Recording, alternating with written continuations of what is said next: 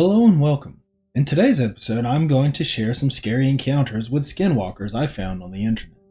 These stories include a tale from someone's aunt about how something kept running across their roof, and a young man who experienced something he describes as evil after taking a wrong turn in the desert. But first, we start with a story from a woman sharing what happened to her over the course of 3 days while visiting her family on a reservation in Arizona. Also, if you'd like to help support the channel, click on the join button below. Alright, let's get into today's stories.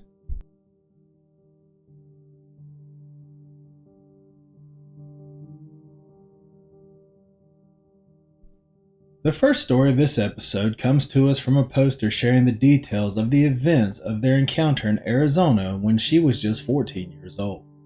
The original poster, or OP, details a series of events that transpired over the course of 3 days and has no doubt that what she encountered was a skinwalker. She is of Mexican and Navajo descent, and although she lives in Mexico, she is very close with the Navajo side of her family, who lives in the United States. She does not say how long ago her story takes place or where exactly her family in Arizona lived, but her encounter happened during a trip to visit her family who lived on the reservation. During the first day of their trip, the OP and her cousin decided to venture out into the open field surrounding the reservation. They wanted to get away from the adults and boring questions such as how's school going and the like. They ventured far enough into the open field that the houses on the reservation were no longer in sight. The walk was uneventful until they turned and started heading back. About halfway to the reservation, they noticed a coyote. It didn't seem out of the ordinary at the time, but they both knew to stay away from the wild animal. However, after they noticed the coyote is when things took a weird turn. Not long after they saw it, they heard a whistle come from the direction where the animal was. The OP describes the whistle as sounding like someone whistling for their dog. At this point, the sun was setting and the two girls got spooked as they didn't want to be caught out there with some creep, as the OP puts it, after sunset. She notes here how many indigenous women had been murdered and went missing in the area, which only added to the urgency of their current predicament. As they continued walking, trying to keep their distance from whatever had whistled, the unmistakable feeling of being watched came over both of them. They looked back to see the coyote behind them, so they picked up their pace and made it back to her cousin's house. The second day of her trip was when things took an even weirder and scarier turn. The OP, her brother, and their two cousins were left home alone as the adults had taken off to do some gambling. The day went by without incident, but when night came around, the adults notified the teens they'd be out late, which the OP says is nothing out of the ordinary. So they all pulled out their various gaming devices and started playing. After a while, the OP's brother called her over to the window. He told her he heard footsteps in the leaves outside and wanted someone there with him when he looked out to try to see what it was. The OP looked out the window with her brother but didn't see anything.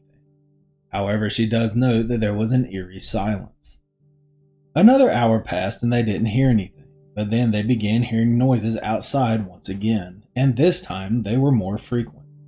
It started with leaves crunching outside but soon turned into tapping on the window and on the side of the house. This was all accompanied by a weird smell the OP says wasn't terrible or disgusting, but strong enough that it was nauseating. The OP's older cousin said he believed there was a skinwalker outside the home that was trying to mess with him, but the OP dismissed this idea and chalked up the outside activity to what she refers as res dogs. But whatever was going on out there just kept getting creepier, with them hearing a faint voice. Then at about 9 p.m. the OP got the worst headache she has ever had that came upon her suddenly. She had never felt that kind of pain before, and it was so bad she began to cry and said she felt extremely dizzy. Soon after, the adults finally returned and her headache eased off. They went to bed without further incident. On the third day of the trip, the OP was sitting by an open window trying to get some fresh air. As she looked out though, she saw the same coyote she and her cousin had seen on her first day there. She says this was very odd because coyotes are mostly nocturnal. They aren't active during the day and stay away from humans. Being that the coyote was much closer than the first day and out in the daylight, the OP was able to get a much better look at the animal. It was bigger than the coyotes she usually saw and had a longer body. It sat there staring at her, not blinking at all, and she heard the same whistling sound from 2 days prior. This caused the hair on the back of her neck to stand up, and it was then that she noticed this thing's eyes. She describes them as being oddly discolored and not looking very animalistic at all. The coyote was missing patches of fur, and looking at the beast made her physically ill. It didn't take long for her to close the window, lock it, and leave the room. Night came and everyone went to bed, but the OP had a hard time falling asleep. She was onset by a fever that brought along chills with it, and the crunching of leaves and tapping outside returned. She says it felt like it was much louder than it actually was. Her younger cousin was sharing a bed with her, and she told the OP the noises were keeping her up as well. She also said she had a bad feeling, which spooked the OP. They eventually fell asleep after lying in silence listening to the noises outside. The OP and her family left the reservation the next day as planned and stayed in a hotel for the rest of their trip. She says even years after that trip, with all the strange occurrences in and around her family's home, she still feels on edge when she visits the reservation. She always feels like something is watching her and pushing her to leave. However, nothing like what happened during that one trip has ever happened again. She and all of her cousins still remember the strange happenings around the home, and she says she still has vivid dreams about the whole ordeal. She ends her post by saying it would be easy to chalk up the events of her trip to res dogs or the overactive imagination of a teenager, but it was still a very scary experience. She says she has worked her way through all rational thoughts about what could have been outside the home, and being native, she doesn't just throw around the word skinwalker at every creepy experience. But no matter how hard she tries, she cannot explain what happened during that trip with a rational explanation, especially why she felt so sick. I've heard a number of stories where these beings seem to be able to mess with our heads and even make us physically ill. This story only adds legitimacy to that theory, as the OP began having headaches the second day and was outright sick with a fever the third night. And on both nights it happened when strange things began occurring around the home, with something seemingly out there. As for what it was is anyone's guess, but being that they were on a reservation in Arizona at the time, my first guess would be Skinwalker. Especially after the OP seeing the weird looking, much larger than normal coyote, and both times she saw it, she also heard the strange whistle. This is a common occurrence in Skinwalker sightings and encounters. Also, the coyote was acting strangely both times she saw it. Now, the first time when she and her cousin were out in the field, it could have very well been a normal coyote following them out of curiosity or whatever. I'll admit I'm not up to speed on coyote behavior, but I don't believe it would just follow them like that. I could be wrong though. The second time, it was out during the day and just staring at her, unblinking, and she mentioned how weird the eyes looked, not animalistic at all.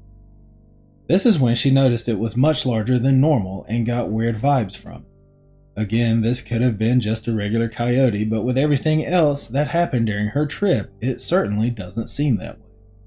However, I won't go so far as to say this was 100% a skinwalker.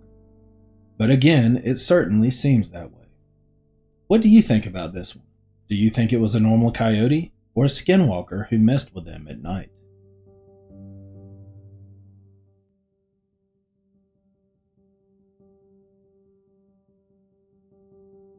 The next story comes from a poster who tells her aunt's story about what happened to her outside of Gallup, New Mexico, in a community called Bread Springs. At the time, she lived there with her family. The area where they lived was rural and surrounded by a thick forest. They owned horses and kept them in a barn on the property. Her aunt was at home one evening with her siblings as her parents had gone out to run errands. They wouldn't be back until later that night. The children were tasked with taking care of the horses, which included feeding them hay and making sure they had water in their troughs. The barn wasn't very big, so they kept the hay outside and covered it up in case of rain.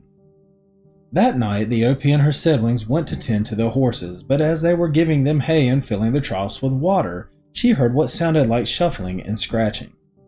When all the children stopped what they were doing and listened, the noise seemed to grow louder, as where they lived was very quiet according to the OP, which meant without the noise of their chores drowning it out, the noise seemed very loud. It would stop momentarily at times, replaced by the swaying of the trees in the soft breeze. The aunt's older brother became curious enough that he walked outside to pinpoint where the sound was coming from. It led him to behind the hay outside the barn. There was a very small space between the hay and the barn, and when he looked in this space, he saw something dark wedged between the hay and the barn's wall. When it moved, it scraped against the barn, creating the sound they heard. By this time, his other siblings had joined him, and they watched whatever this thing was for a few minutes, trying to figure out what it was. When they couldn't, they deemed it harmless and went back to their chores.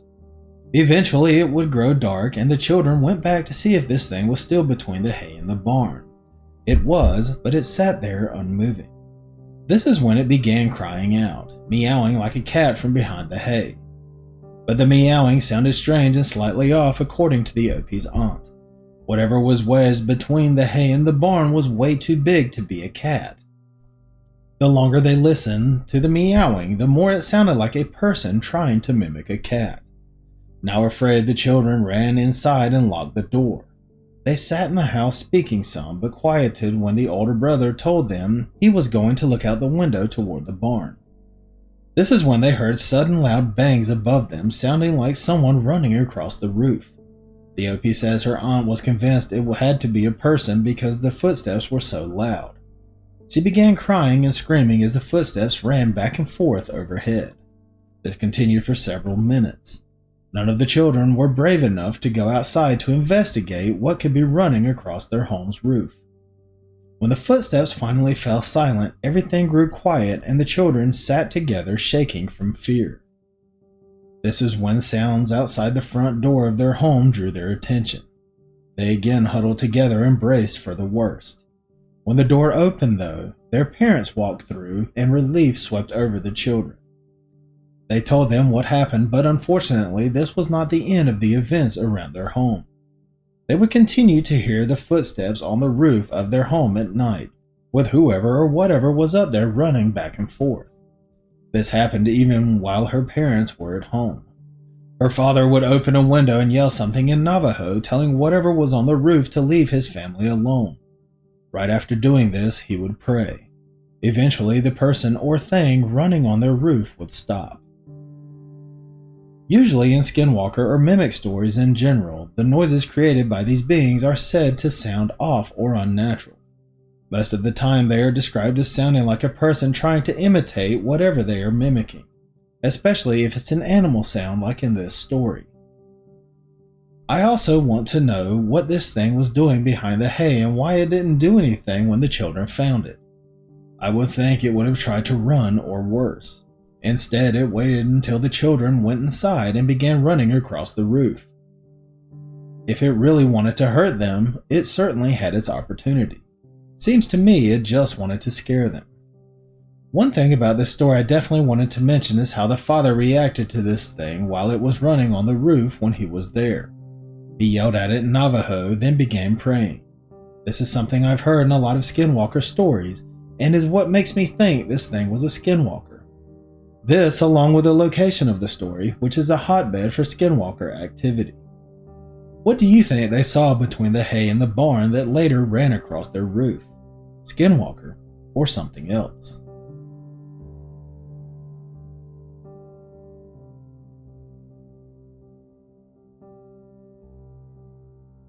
The final story of this episode comes from a poster who experienced something weird in Arizona after taking a wrong turn and ending up out in the desert. It was late October or early November, and the OP had taken a cross-country trip to backpack, hike, and clear his head. His story begins in Utah at the Grand Canyon, but when he takes a wrong turn and ends up in the desert, he is greeted by something he describes as instilling a fear in him he had never felt before.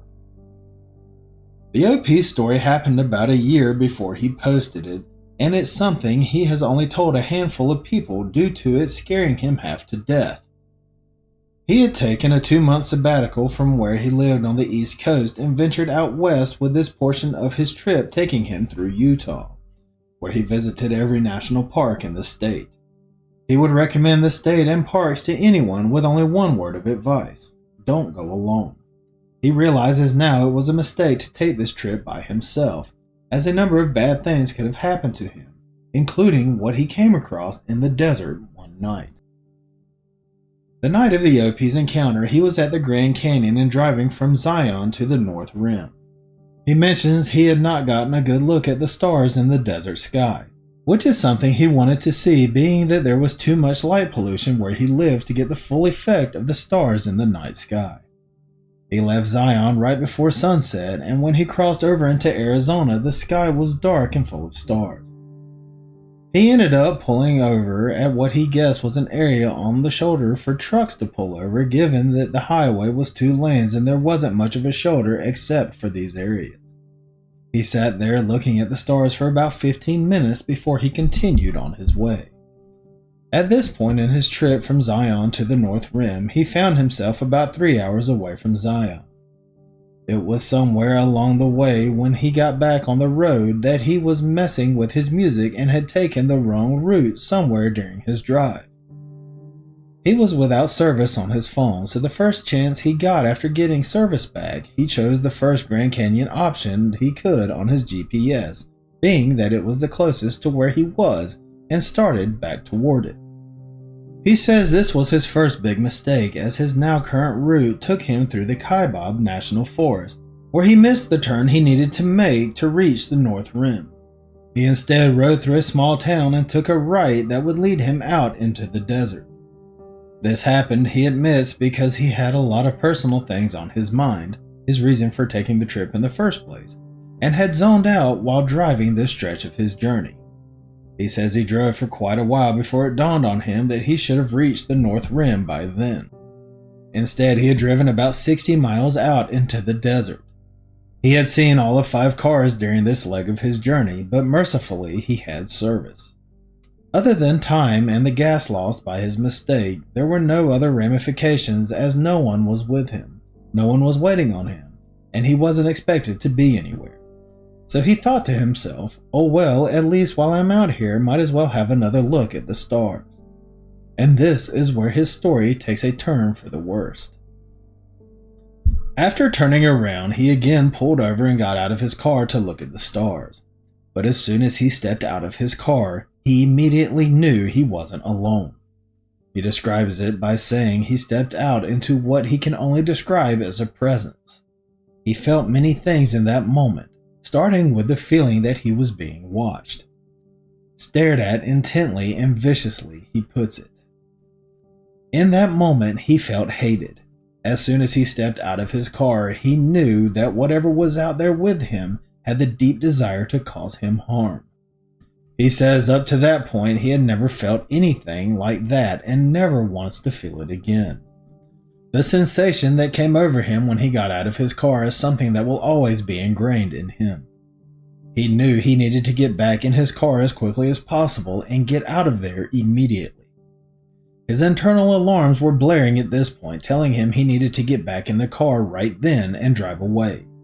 The feeling only intensified with each passing second of him standing there. According to the OP, he stood outside his car for only about 20 to 25 seconds, but even that felt like an eternity to him in that moment. When he got back in his car, he floored it and thought the feeling he experienced would dissipate immediately. But this was not the case. As he sped away from that spot, he says he felt something he never wishes to feel again. He was overcome by the sensation that he was being chased. He admits it seems a little crazy and unbelievable to him, and still tries to dismiss the feeling as him just psyching himself out. But he is convinced he was being chased. He had reached about 85 miles an hour while driving back down the road and could have sworn that something was right behind him even at that high speed. He was so convinced that he kept tapping his brakes so the lights would light up the road behind him to see if he could make out anything back there.